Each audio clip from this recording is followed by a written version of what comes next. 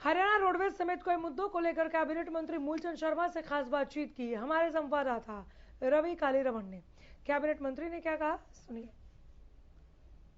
Cabinet मंत्री मूलचंद शर्मा हमारे साथ मौजूद हैं। इनसे बजट सत्र को लेकर या फिर परिवहन विभाग को लेकर तमाम मुद्दों पर बातचीत करेंगे। सर, सबसे पहले तो रोडवेज की बात करते हैं। हरियाणा का हवाई जहाज कहा जाता है हरियाणा रोडवेज को। ऐसे में क्या स्थिति है, कितनी बसें रोडों पे हैं और कितनी नई बसें लाने का आप प्रयास कर रहे हैं सर? हरियाणा रोडवेज गरीब का हवाई जहाज है और उत्तर भारत में हरियाणा रोडवेज की अपनी पहचान है। और कोविड के बहुत लंबे समय के बाद समय से ना तो बसें चल पाई और ना हम बसों की मात्र हम 950 बस खरीद पाए पिछले उसमें। और हम मानते हैं कि आने वाले समय बसों की सबसे बड़ी जरूरत है। और मुख्यमंत्री ने अभी बजट में कहा है, जो सब लिया है, कि जितना रोडवेज का बेड़ा है उसको ज्यादा से ज्यादा बढ़ाया जाएगा और जितनी लोगों की डिमांड उसकी पूर्ति की जाएगी, चाहे शिक्षा के क्षेत्र में हो चाहे दूसरे क्षेत्र में, उनकी पूर्ति जल्दी से जल्दी करेंगे। और जल्दी जल्दी आने वाले समय में हम 1500 बसों का टेंडर लगा रहे हैं, जिसमें वोल्वो भी है, मिनी भी है, 1000 बस और हैं। तो इन सब बसों को जल्दी जल्दी हम 2022 तक हम लोगों को देने का काम करेंगे। और जितनी बसों की और जरूरत रहेगी और बस भी हम लास्ट में 1000 बस और लेंगे। सर, वित्तीय स्थिति क्या है रोडवेज डिपार्टमेंट की? और लगातार जिस प्रकार से कहा जा रहा है कि घाटे में चल रहा है कोविड के दौरान, अब कुछ सुधार आया है उसमें? नहीं, बसें चली नहीं, सुधार कहाँ से आया? लोग निकल नहीं रहे, लोग चंडीगढ़ नहीं आ रहे, लोग तीर्थों में, लोग शादियों में, लोग अभी हालात ये कि अभी 2-4 दिन से मूवमेंट हुई है, तो ये बार बार जब मूवमेंट चलती जब रुक जाती है। और हरियाणा रोडवेज कभी प्रॉफिट का माध्यम नहीं रहा। हरियाणा रोडवेज तो आम लोगों को सुविधा देने का काम है। शिक्षा हो या चिकित्सा हो, रोडवेज हो, ये आम लोगों को लाभ मिले और आम लोग अपना सफर तय कर सकें। और हरियाणा रोड में जो घाटा रहा, पहले भी रहा आज रहा, पर जो कोविड के दौरान सबसे बड़ा घाटा रहा, तो उस घाटे का प्रयास यही कि ई टिकट हमने करी है भी। ई टिकट से कोई बिना टिकट के जो 42 कैटेगरीज हैं जिनको हम जानकारी नहीं है, किस महकमे से कौन लोग सफर करें, उसे जानकारी मिलेगी, ये इस महकमे का आदमी है, इसका पास है, उससे हम पैसे भी अपने लेने के, ये भी कह सकते हैं भाई आपके लोगों ने सफर किया है। तो आज तक जानकारी नहीं है। आज पुलिस से हम क्लेम नहीं कर सकते, हम मिलिट्री से क्लेम नहीं कर सकते, हम दूसरे हैं संस्थाओं से क्लेम नहीं कर सकते।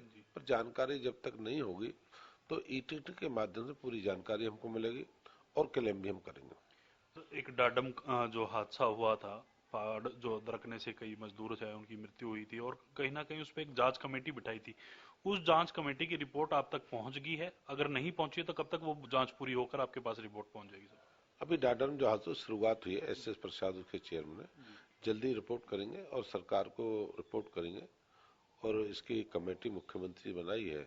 दूध का दूध पानी का पानी होगा, जो लोगों को पूरी पारदर्शिता से दिखाएंगे। सर, अंतिम सवाल है बजट को लेकर। विपक्ष लगातार कह रहा है कि सरकार, इस भारतीय जनता पार्टी की सरकार में घोटाले हुए हैं, भ्रष्टाचार हुए। तमाम मुद्दों को लेकर हम सड़क से लेकर सदन तक उठाएंगे। तो कैसे देखते हैं विपक्ष के इस उनका ये कहना है कि भ्रष्टाचार होते हैं बीजेपी सरकार में, या घोटाले हुए हैं, एचपीएससी घोटाले की बात करते हैं, एचएसएससी घोटाले की बात करते हैं, तमाम घोटाले गिनाते हुए वो ये बात कह रहे हैं। विपक्ष पे कोई काम तो है नहीं। विपक्ष से हमें नौकरियां बिकती थी, बोली लगती थी, थानेदार की नौकरी, सिपाही की नौकरी, चपरासी की नौकरी, जमीन की सीएलओ की नौकरी, ट्रांसफर बोले, ये अपने दिनों को याद करते हैं। वो दिन लग चुके हैं हरियाणा में।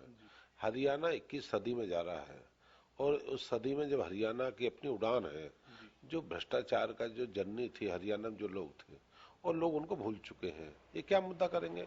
एकदम माल नहीं मिल रहा खाने के लिए, इस चीज का विषय, ये किस चीज की बात करेंगे? कोई परिवार नहीं, जातिवाद नहीं, धर्म नहीं, मजहब नहीं, ऑनलाइन है सारी पॉलिसी। यहाँ ट्रांसफर के नाम का एक उद्योग चलता था, सीएलयू के नाम का उद्योग था, किसानों के नाम की जमीन एक बार करने का उद्योग था। मेरी मित्रों से एक विनय, प्रदेश के हित में वो मुद्दे उठाएं जो प्रदेश के हित में है। और विपक्ष की बहुत बड़ी भूमिका होती है। विपक्ष का सरकार चलाने का बहुत बड़ा अहम योगदान है। और मेरी तो विपक्ष से साथियों है जो प्रदेश के हित में हो और प्रदेश के हित में जो उन मुद्दों की बात करनी चाहिए जिनको और इससे क्या है कि प्रदेश के आने वाली जो पीढ़ी उसको लाभ मिलेगा। सर, एक अंतिम सवाल मेरा ये रहेगा, मुख्यमंत्री की तरफ से एक नई पहल शुरू की गई, एमपी एमएलए से जो तमाम जो हरियाणा के हैं उनसे सुझाव मांगे गए हैं बजट सत्र को लेकर। कैसा ये इनिशिएटिव लगता है और कितने जो है सुझाव आपके पास आए हैं या फिर आपके महकमे के तौर पर आपके पास आए? नहीं, मुख्यमंत्री ने बतौर फाइनेंस मिनिस्टर में इस पे बहुत बड़ी पहल है और कभी हमने सुना भी नहीं, कभी फाइनेंस मिनिस्टर मुख्यमंत्री इस तरह की बात करता हो, भाई आप बताइए, सुझाव दीजिए। कई सुझाव ऐसे होते हैं जिनकी जानकारी तक आ नहीं पाते थे, उनके लिए हम पैसे नहीं कर पाते थे, भाई इससे लोग एमएलए से लिए, एमपीओ से लिए, आम आदमी, उद्योगपतियों से।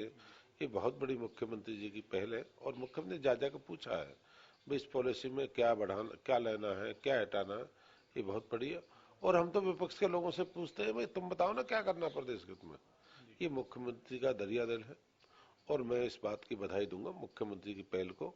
और विपक्ष के लोगों को राय है तो मुख्यमंत्री को दे, भाई इसमें ये चीज बढ़िया हो सकती है, अध्ययन ही चाहिए प्रदेश के हित में। शुक्रिया सर बातचीत करने के लिए। तो ये थे कैबिनेट मंत्री मूलचंद शर्मा, जिनकी तरफ से साफ कहा गया है कि आने वाले समय में रोडवेज का बेड़ा और बढ़ाया जाएगा और जल्द से जल्द जो कहीं ना कहीं शिकायतें मिलती थी टिकटों को लेकर, वो उसके चलते ई टिकटिंग जो है हरियाणा रोडवेज में शुरू की जाएगी। इसके साथ ही मूलचंद शर्मा ने यह भी बताया है कि जो कांग्रेस है अपने जो पुराने दिन याद करके सरकार पर आरोप लगा रही है और वो पुराने दिन अब लग चुके हैं। कैमरामैन राजेश के साथ मैं रवि कालीरामन, हरियाणा न्यूज।